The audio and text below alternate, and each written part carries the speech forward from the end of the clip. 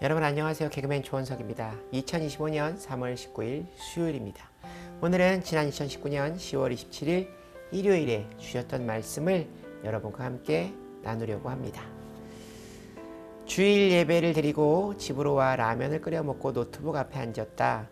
오늘 조곤의 목사님께서 주신 하나님의 말씀은 신앙인의 인생 경영 원칙 시리즈 10번째 왕족이라면 문제 있는 사람이라도 품으라. 여호수아 19장 1절부터 9절까지의 말씀이다. 오늘 본문의 말씀을 통해 그리스도인은 어떻게 살아야 하는지에 대해 생각해야 한다. 동물의 세계의 특징은 강한 자가 약한 자를 공격하는 양육 강식의 세계이다. 그러나 사람의 세상은 강자가 약자의 약점을 감당해 줄 때 그 세상은 평화로운 세상이 된다. 믿음의 세계 안에서는 강한 자가 약한 자의 약점을 감당할 때 놀라운 축복의 문이 열리게 된다. 오늘 말씀이 바로 강한 자가 약한 자를 품는 아름다운 모습의 말씀이다. 오늘의 말씀은 시므온 지파와 유다 지파가 받은 기업, 땅에 대한 이야기이다. 시므온 지파가 받은 기업은 다른 11지파가 받은 기업에 비해 다른 특징을 가지고 있다. 다른 지파는 제비를 뽑아 땅을 분배받았을 때 어디서부터 어디까지라는 경계가 정해진다. 그런데 여호수아 18장 19장 말씀을 읽어보면 시므온 지파의 땅의 경계 과정에는 어디서부터 어디까지라는 경계가 전혀 나와 있지 않다. 오로지 1절 말씀에 이렇게 기록되어 있다. 둘째로 시므온 곧 시므온 자손의 지파를 위하여 그들의 가족대로 제비를 뽑았으니 그들의 기업은 유다 자손의 기업 중에서라. 독립된 땅을 받은 것이 아니라 유다 지파의 땅에 더부살이로 땅을 얻게 되었다는 말씀이다. 이런 역사적 배경은 무엇일까? 이해를 위해 시므온이 누구인가? 시므온 지파에 대해 알아야 한다. 시므온은 야곱이 결혼했던 4명의 여인 중에 외삼촌 라반의 딸 라헬이 있었다. 바로 그 언니 레아가 낳은 두 번째 아들이 시므온이었다. 야곱은 4명의 여인을 통해 12명의 아들을 낳았는데 레아라는 여인을 통해 6명의 아들을 낳았는데 그중 두 번째가 바로 시므온이다. 시므온은 다른 아들들과 다르게 성격이 포악하고 잔인하고 불같은 마음을 가졌다. 인간적인 질투심도 많았다. 12명의 배다른 형제들 사이에 얼마나 많은 갈등이 있었겠는가. 첫째 아내 레아에게서 태어난 둘째 아들 시므온은 자신의 엄마보다 엄마의 동생 라헬 이모를 더 사랑하는 아버지에 대한 미움이 있었을 것이다. 그리고 자신의 엄마 레아에게 태어난 6명의 형제들이 라헬이 낳은 두 아들 요셉과 베냐민처럼 아버지에게도 큰 사랑을 받지 못했다. 이모 라헬이 낳은 아들 요셉을 특별히 사랑하는 아버지에 대한 미움과 요셉에 대한 질투와 시기를 느꼈다. 그러던 어느 날 들판에서 양을 치는데 요셉이 아버지의 심부름으로 오게 된다. 그 모습을 보면서 창세기 27장 30절에 보면 시므온이 이렇게 말한다. 가로 열고 시므온으로 추정이 된다. 가로 닫고. 자, 그를 죽여 한 구덩이에 던지고 우리가 말하기를 악한 짐승이 그를 잡아먹었다 하자. 그의 꿈이 어떻게 되는지를 우리가 볼 것이니라 하는지라. 그 꿈은 창세기 37장 7절 말씀. 우리가 밭에서 곡식단을 묶더니 내 단은 일어서고 당신들의 단은 내 단을 둘러서서 절하더이다. 창세기 37장 9절 말씀. 요셉이 다시 꿈을 꾸고 그의 형제들에게 말하여 이르되 내가 또 꿈을 꾼즉 해와 달과 11별이 내게 절하더이다 하니라. 시므온은 미움과 분노로 요셉을 죽이자 말한 것이다. 그런데 다행히도 맏형인 르우벤이 말려서 요셉을 죽이지 않고 물이 많은 구덩이에 넣게 된다. 그러다 이스마엘 장사꾼들이 지나갈 때 유다의 제안을 받아 요셉이 팔려간다. 오랜 세월이 흘러 요셉은 노예 생활을 거쳐 하나님의 특별한 섭리 속에 애굽의 총리가 된다. 그런데 흉년이 들어서 요셉의 배다른 형제들이 식량을 사러 애굽에 갔을 때 그 사실을 알고 자신의 모습을 감추고 가슴을 졸이며 운다. 그런데 여기서 친동생 베냐민을 데려오라고 하면서 볼모로 형제 하나를 잡아놓는데 그게 바로 시므온이다. 요셉은 시므온이 감옥에서 자신의 인생을 돌아보고 회개하게 만들었다. 창세기 42장에 이 말씀이 기록되어 있다. 더 거슬러 올라가서 창세기 34장에 가면 시므온이 누나 디나가 세겜 추장의 아들에게 겁탈을 당하자 겉으로 화친하는 척하고 세겜 남자들을 전부 할례를 받게 하고 자기의 바로 밑에 동생 레위와 함께 칼로 그 세겜 족속들을 모두 죽여버린다. 이 일로 야곱은 자신의 종족이 멸망할까 큰 근심을 하며 책망을 한다. 야곱의 속을 많이 썩인 아들이 바로 시므온이다. 창세기 49장 말씀에 야곱이 죽으며 12아들에게 예언적인 축복 기도를 하는데 시므온에게 기도한 축복의 기도는 축복이 아니라 저주였다. 창세기 49장 5절에서 7절 말씀에 기록되어 있다. 내가 그들을 야곱 중에서 나누며 이스라엘 중에서 흩으리로다. 이 말은 야곱의 후손인 12지파가 흩어지고 그 지파 중에서 시므온 지파는 소멸되어 버린다는 말씀이다. 레위 지파는 나중에 공로를 세우게 되어 제사장 지파가 되어 48개의 성읍에 살면서 제사를 지내는 사람들이 된다. 이렇게 시므온 밑에서 자란 6명의 아들이 있었다. 아버지의 모습을 보고 자란 아들들은 아버지의 기질을 그대로 이어받았다. 세월이 지나 애굽에서 종살이하던 이스라엘 백성들이 약속의 땅 가나안을 가게 되었다. 애굽에서 벗어난 이스라엘 족속들이 시내산 밑에서 전체 인구 조사를 하게 된다. 민수기 1장에 나오듯 인구 조사를 했더니 남자만 60만 3,550명이었다. 그런데 38년이 지나고 젖과 꿀이 흐르는 가나안 땅을 목전에 둔 모압 평지에서 한 번 더 마지막으로 인구 조사를 하게 되는데 그때의 인구가 60만 1,730명이었다. 38년 동안 1,820명의 인구밖에는 감소되지 않았다.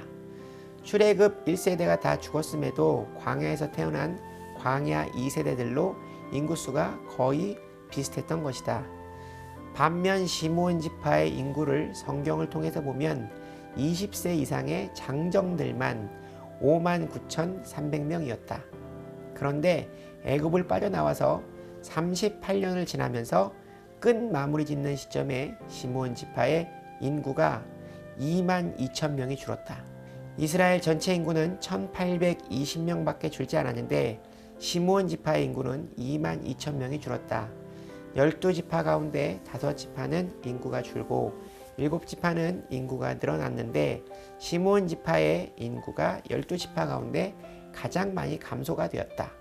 그 이유는 민수기 25장에 보면 바알부올이라는 사건이 일어나는데 시므온 지파의 사람들이 하나님을 배신하고 모세에게 반기를 들고 이방 여인들과 음란한 짓을 행하며 우상 숭배를 한다.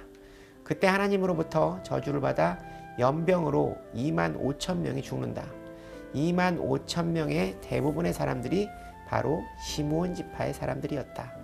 민수기 25장 14절 말씀은 이렇게 증언하고 있다.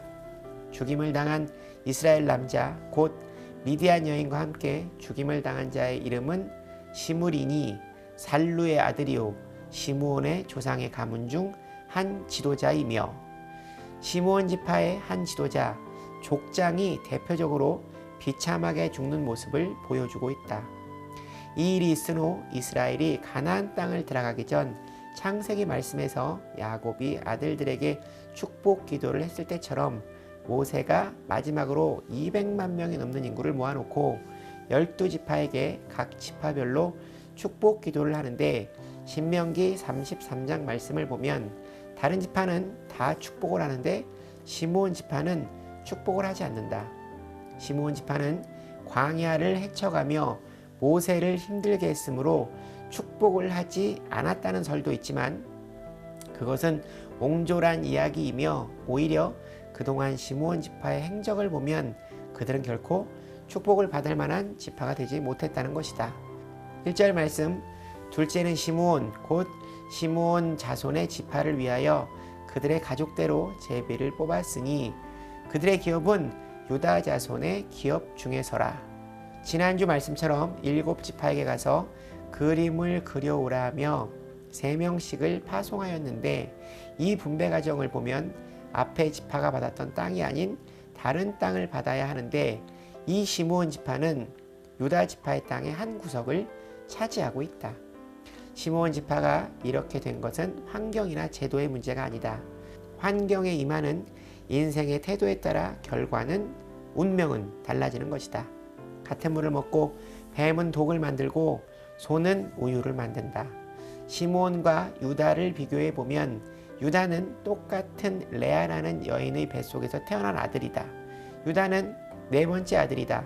큰아들 르우벤은 아버지의 침상을 더럽혀 장자권을 잃었고 둘째 아들 시므온과 셋째 아들 레위도 세겜에서의 학살 사건으로 인해 장자권을 박탈당한다.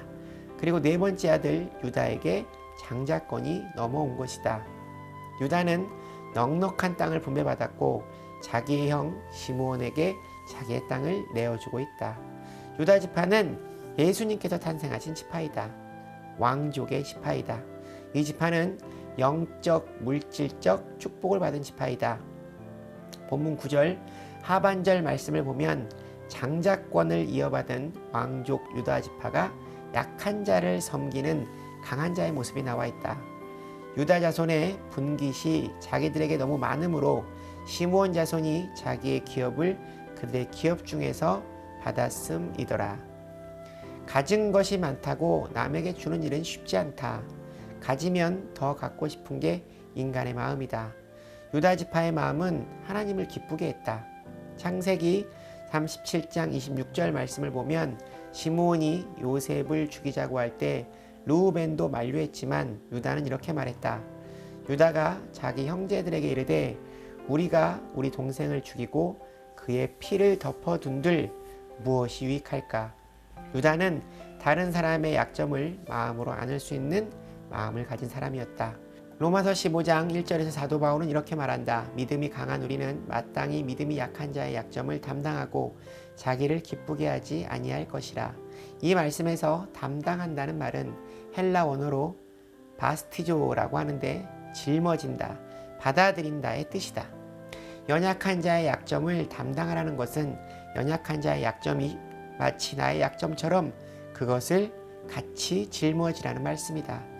유다 지파를 따라 이 땅에 오신 메시아 예수님은 인류의 죄악을 위해서 허물을 대신 덮어쓰시고 우리의 죄를 대신 짊어지셨고 우리의 약점을 담당하셨다. 그 은혜로 인하여 우리가 살고 있다. 뉴욕에 가면 케네디 공항이 있고 그 옆에 작은 라과디아라는 공항이 있다. 국제선은 케네디 공항을 주로 이용하고 국내선은 라과디아 공항을 이용하는데 라과디아는 사람 이름이다. 1933년부터 1945년 12년 동안 3선으로 뉴욕 시장을 지낸 정치가였다. 그분은 리틀 플라워, 작은 꽃이라는 애칭이 붙어 있는데 작지만 활짝 피어 사람들의 마음을 기쁘게 하는 야생화 같은 그의 삶을 빗댄 애칭이다. 라가디아는 시장이 되기 전 직결 심판 판사를 했다. 그 기간 그는 아주 인상적인 판결을 내서 사람들로부터 칭송을 받았다. 어느 날 빵을 훔친 절도죄의 노인이 법정에 섰다. 라가디아 판사는 노인에게 물었다. 전에도 빵을 훔친 적이 있습니까? 아니요. 그럼 빵을 왜 훔쳤습니까? 너무 배고프고 힘든데 돈이 없어 저도 모르게 빵을 하나 훔쳤습니다. 진술을 듣고 아무리 딱한 사정이 있어도 남의 물건을 훔친 건 잘못이다. 그래서 당신을 판결할 수밖에 없다는 말과 함께 벌금 10달러의 벌금형을 선고했다. 그리고 사람들을 향해 이렇게 말했다. 이 노인이 빵을 훔친 것은 이 노인만의 책임이 아닙니다. 이 도시에 살고 있는 우리 모두에게도 일말의 책임이 있습니다. 그래서 나에게도 10달러의 벌금형을 선고합니다. 그리고 이 자리에 있는 여러분에게도 50센트의 벌금형을 선고합니다. 이 노인을 돌보지 않은 죄의 벌금이었다. 그는 자기 지갑에서 10달러를 꺼내 모자에 담고 그 모자를 회중들에게 돌렸다. 그 모자에는 57달러 50센트의 돈이 걷어졌다. 라가디아 판사는 그 돈을 노인에게 주었다. 그 노인은 10달러의 벌금을 내고 47달러 50센트를 받고 눈물을 흘렸다고 한다. 이 이야기가 세상에 알려지면서 그의 명성이 높아져 마침내 그의 이름을 딴 공항이 생겨나게 된 것이다. 신명기 22장 4절 말씀에 형제의 약함을 안으라는 말씀이 있다. 네 형제의 낙이나 소가 길에 넘어진 것을 보거든 못 본 채 하지 말고 너는 반드시 형제를 도와 그것들을 일으킬지니라. 그것을 목격한 자에게 책임이 있다는 것이다. 누가복음 12장 말씀에 나오는 선한 사마리아인은 강도 만난 약한 자를 자기의 가족 이상으로 돕는다. 요한복음 2장 말씀에서 가나의 결혼잔치에 포도주가 떨어져 낭패를 당하고 있는 그 가족들의 위기를 모면해 준 사람은 예수님의 어머니 마리아였다. 연약한 자, 문제 있는 사람을 품는 사람을 성경은 왕족이라고 알려주고 있다. 기업이었고 연약함을 가진 시므온 지파를 품고 있는 유다 지파의 모습, 바로 그 지파가 메시아가 오는 왕의 지파가 된다. 목사님께서 오늘 말씀의 제목처럼 왕족이라면 문제 있는 사람이라도 품으라 말씀하신다. 난 오늘 말씀의 제목을 보고 상대방이 왕족이라서 품으라는 말씀인 줄 알았다. 권력을 인정하고 순응하라는 말씀인 줄 잘못 생각했다. 그러나 오늘 말씀을 듣고 오늘 말씀의 내용이 노블레스 오블리주임을 깨달았다. 마치 내가 왕 같은 제사장이 되고 싶다면 부족한 사람을 품으라는 말씀인 듯 싶다. 오늘 일기는 예배 시간 핸드폰으로 녹음을 해서 목사님의 말씀을 거의 받아 적다시피 했다. 말씀을 들을 때 잘 이해가 되지 않았던 부분이 아주 깊이 이해가 되고 내 것이 된 느낌이다. 말씀을 꼭 붙들고 말씀에 푹 빠져 사는 원석이가 될 것이다. 하나님 감사합니다. 사랑합니다. 이번 주 토요일 중보기도 세미나가 있는데 참석하고 싶다는 마음을 주셨다. 오늘은 좀 일찍 자고 내일 새벽 기도에서 또 하나님을 만나는 걸로... 지금 시간은 밤 8시다. 왕족이라면 문제 있는 사람이라도 품으라는 오늘의 말씀이 다시 한번 큰 은혜가 됩니다. 오늘 얘기는 여기까지입니다. 여러분 오늘 하루도 주님과 함께 동행하는 행복한 하루 되시기 바랍니다. 슈브 여러분 주님께 돌아오세요.